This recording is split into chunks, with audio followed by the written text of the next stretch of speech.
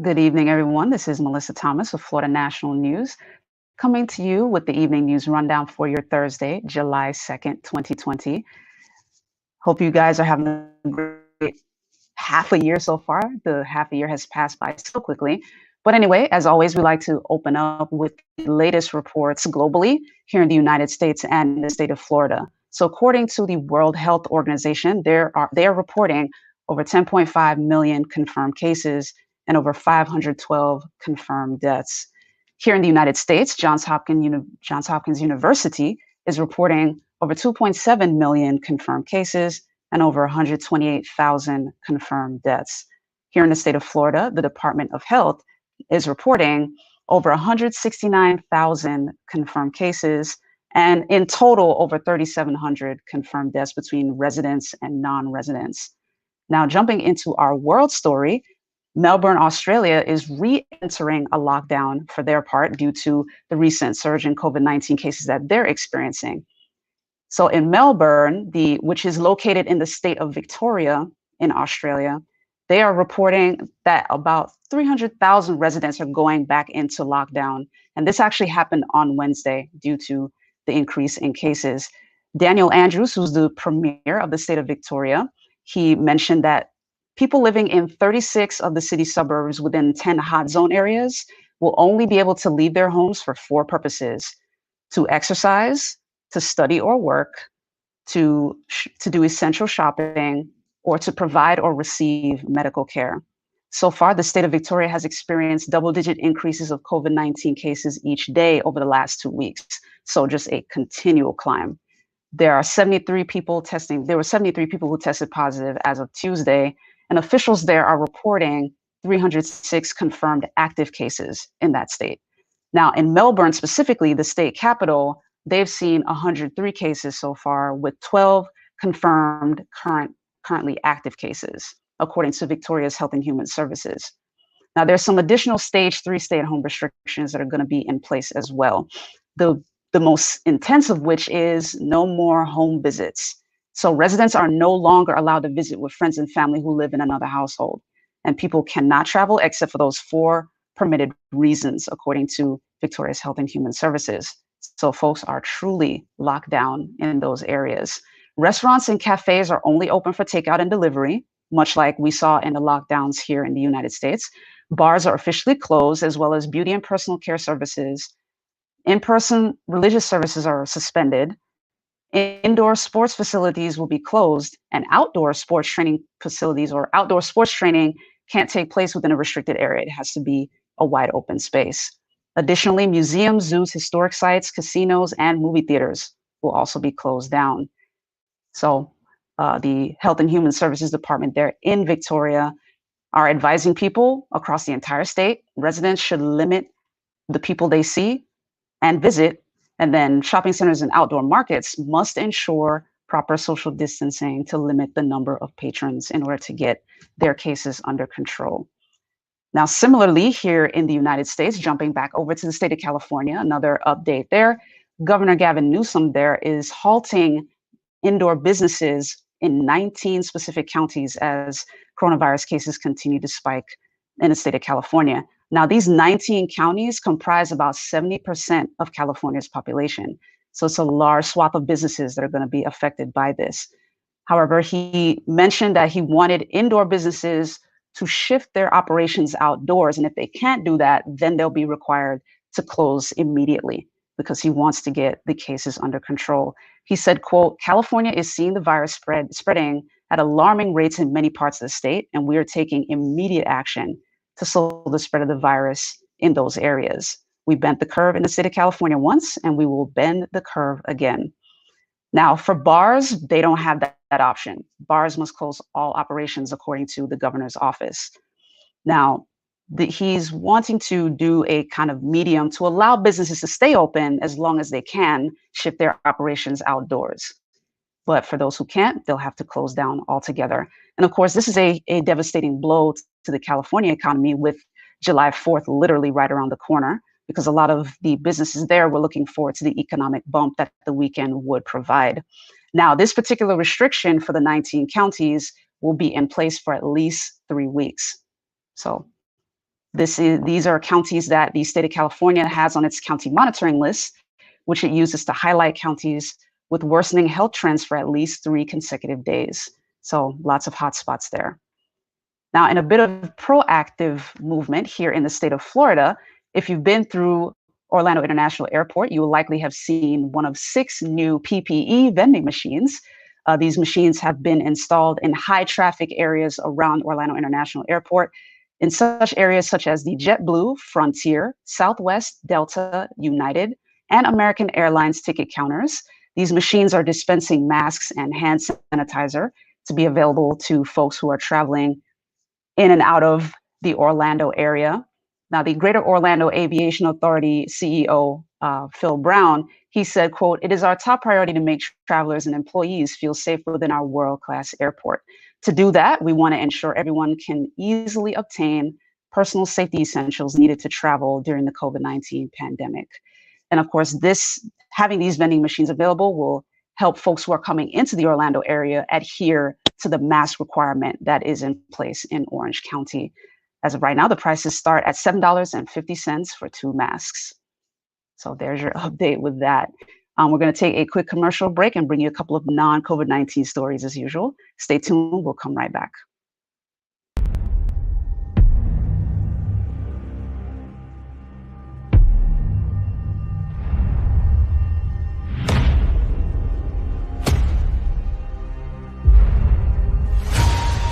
All this time we fought side by side.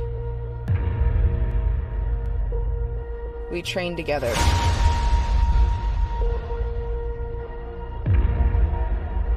We lost together. And now, you're the only one standing in my way.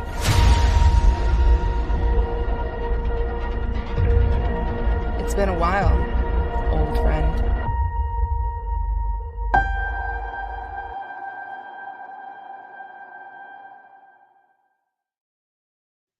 All right, guys, welcome back. Thank you for sticking with us. In a bit of U.S. news, the U.S. House passes a bill to sanction Chinese banks over the law that is taking place over Hong Kong. And this was a unanimous decision to pass this particular legislation on Wednesday that would penalize banks doing business with Chinese officials who implement that national security law that, House Speaker Pelosi has called it, quote, "a brutal, sweeping crackdown on Hong Kong."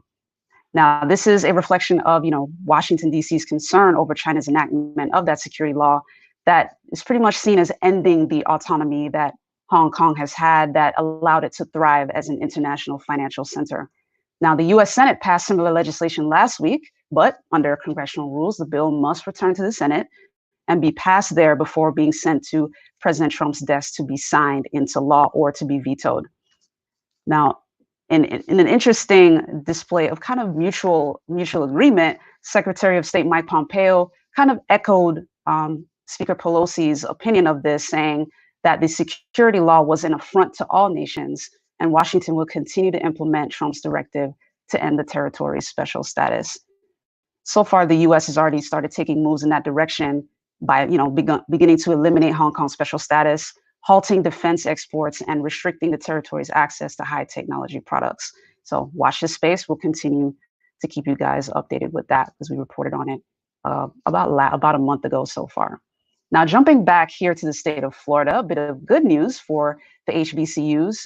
Governor Ron DeSantis announced an additional over $20 million in funding that will be headed to the HBCUs for the 2020-2021 fiscal year. So he signed that into approval this week, and there will be an allotment for $1.3 million going to Florida A&M University. The Bethune-Cookman University will be receiving $13 million, and then Florida Memorial University and Edward Waters College will each receive $3.5 million. And of course, he made this announcement during a press conference yesterday at Bethune-Cookman University in honor of the 145th anniversary of the university, which is coming up on July 10th. So happy anniversary to Bethune-Cookman University when that comes up. Governor DeSantis mentioned that the money will help, quote, advance academics, research, and education of students. And of course, he made sure to highlight the fact that 3 out of those 4 HBCUs Florida A&M, Bethune-Cookman, and Florida Memorial University are actually in the top 50 HBCUs across the country, according to U.S. News and World Report. So great news there. We're going to take another quick commercial break and come back with your business and sports news. Stay tuned. It takes experience to know the difference in property values. For example, this business is not the same as this business. And this house is definitely not the same as this house. And this, well, this is definitely not the same as this. And that's why it's important to have someone who understands true property appraisals to help our community grow, while making sure everyone pays their fair share. Because experience matters. Re-elect Rick Singh for Orange County Property Appraiser. All right, guys, thanks for tuning in and sticking with us. Now, on to our business news. You likely have been hearing the buzzword about a second round of stimulus funding. In a recent interview with Fox Business's Blake Berman, President Donald Trump actually says he's in support of a second round of stimulus funding heading out to citizens of the United States. And he says in his interview that he's actually in favor of, a larger amount being paid out to everyone.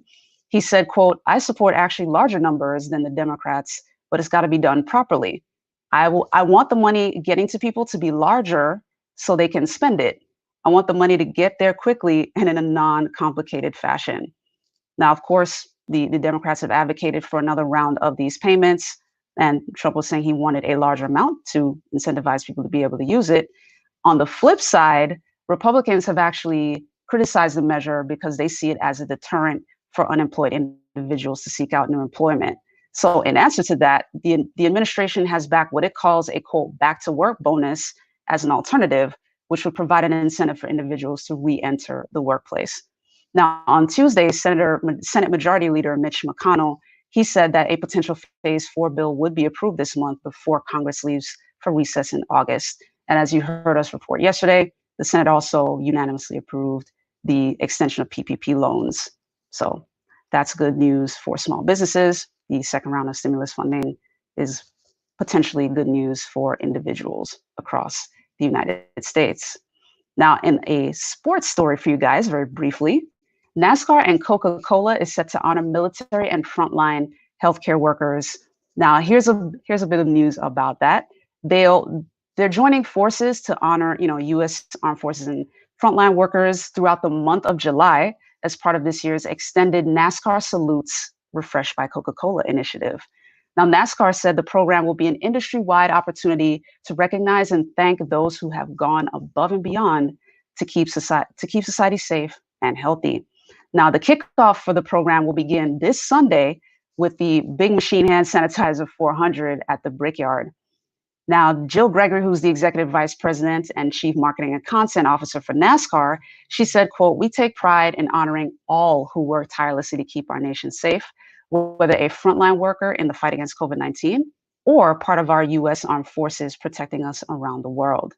The NASCAR industry has always been passionate about saluting our nation's heroes, both past and present, and we once again look forward to recognizing those who serve."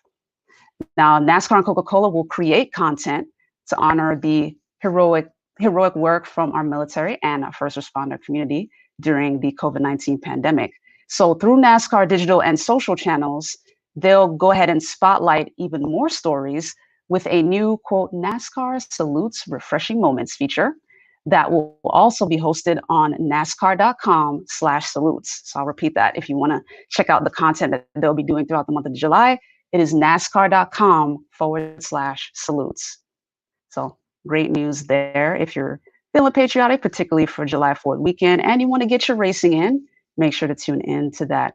We're going to take another commercial break and, of course, bring our lovely Jamecia Stoudemire out of Los Angeles for your Entertainment 444. We'll be right back.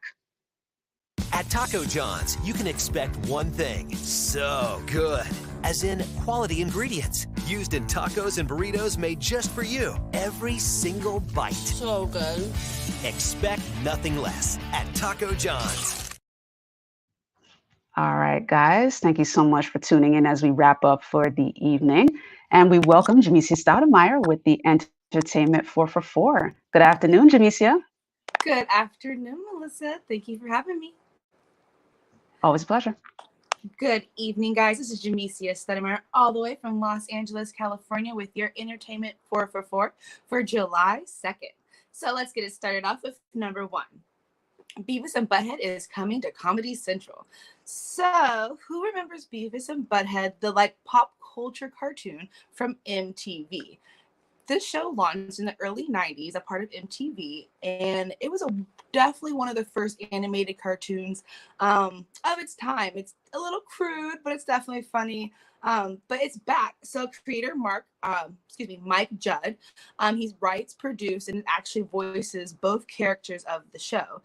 Just got a deal for 2 seasons with Comedy Central, as well as a spinoff and specials. So what they're going to do to kind of remix it is re-enter Beavis and Butthead into a Gen Z world, which is kind of the current world, to make it, more relatable to the younger generations that weren't familiar with Beavis and Butthead when they left MTV.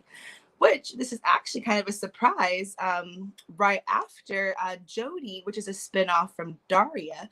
Jody is a character on Daria, the African-American female, which will be voiced by Tracy Ellis Ross. So this is another cartoon that'll be coming to Comedy Central. So I am definitely excited. I'm a fan of Beavis and Butthead, being from the 90s era, and Daria was definitely a great show. So make sure you guys set your calendars. They haven't set any dates of when it's actually going to start airing, but I definitely make sure that we keep you guys in tune.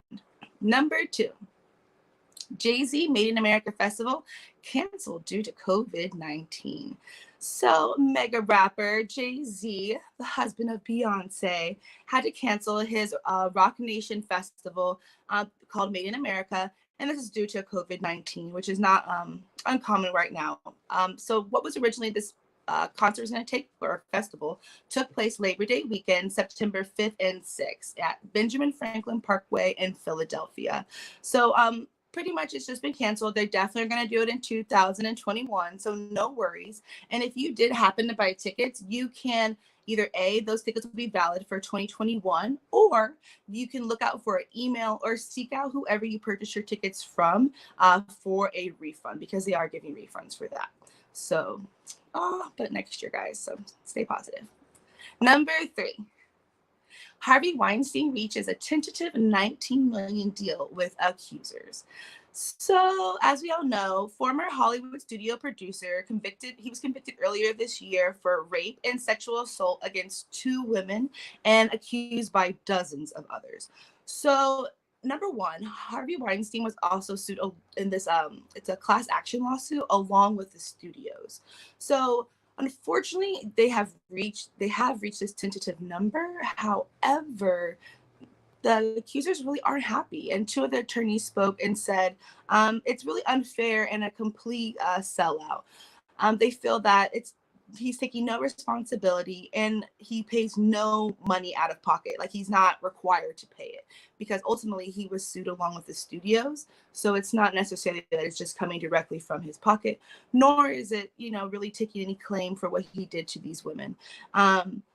So they just, this is not right. And they will definitely keep fighting in court, for the justice of those women, because unfortunately, if the women that aren't a part of this original lawsuit won't be able to claim larger amounts. So it's almost forcing some of those women to join this lawsuit to get any, understanding or anything from, what they've been through. So that's kind of sad. I definitely, it's in my personal feeling, I'm glad they found something, but they need to do better. And I hope that they get that justice. And number 4, entertainment industry pushes for a new COVID-19 relief package.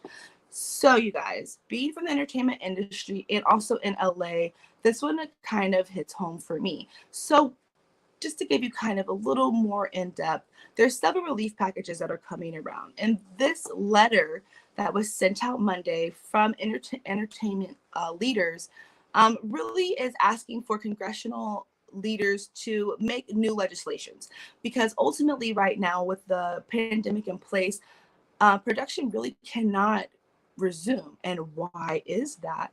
Well, one of the reasons that they're fighting for is they need a new federal insurance program to cover pandemic related costs. So what does that mean?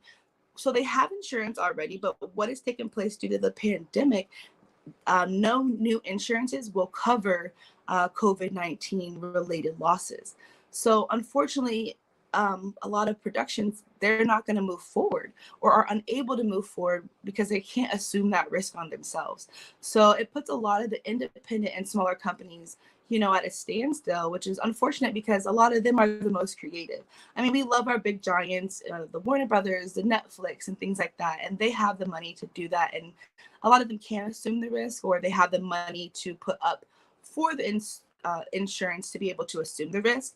But a lot of these independent, they just can't, which is going to really hurt our entertainment industry and really narrow that funnel that we've been creating to having more of a wide, diverse opportunity for people to put their projects out there. So just some other things that they're actually pushing for: new tax codes.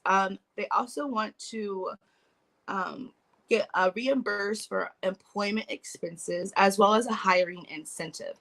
And when this letter was sent, it was also signed by some pretty influential people. So I'm going to read this list to you as well. It was signed by the Motion Picture Association, the Directors Guild of America, the Independent Film and Television Alliance, and the International Alliance of Theatrical Stage Employees, and SAG-AFTRA. So it's definitely, the entertainment industry is coming together, and I'm happy that they're doing this and trying to push it forward.